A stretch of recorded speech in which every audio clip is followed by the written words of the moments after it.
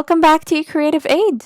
A lot of people in the world wake up early in the morning, but their day never starts without coffee. Coffee is one of the most consumed drinks in the world, and believe it or not, people had made poems about coffee to express their strong feelings and emotions. Coffee is filled with lots of nutrients such as manganese, potassium, riboflavin, pantothenic acid, niacin, and magnesium. But back to our original question, should I drink a glass of water before or after my coffee? Although there are so many advantages, but it does have one major drawback. It's high in tannins, which stain the teeth a lot. Water is a cleansing agent in itself. These tannins are wiped away when you rinse your mouth thoroughly after drinking a cup of coffee. So because these tannins can stick to the teeth depending on how long they've been there, cleaning your mouth after a cup of coffee should be enough to wash it all away. Fluoride is usually one of the active components in treated water. This material is added to the water to aid in the prevention of tooth decay. When you drink water, particularly fluoridated water, you ensure that not only are the discoloring components in the coffee removed, but that you also maintain strong, healthy teeth. Furthermore, when water is consumed after coffee, it cleanses the mouth of the foul taste left by poor quality coffee or preparation faults. Caffeinated beverages, on the other hand, might trigger headaches and insomnia in certain people. Therefore, water should be drank before coffee, according to the guidelines of coffee etiquette. To completely appreciate the fragrant components of espresso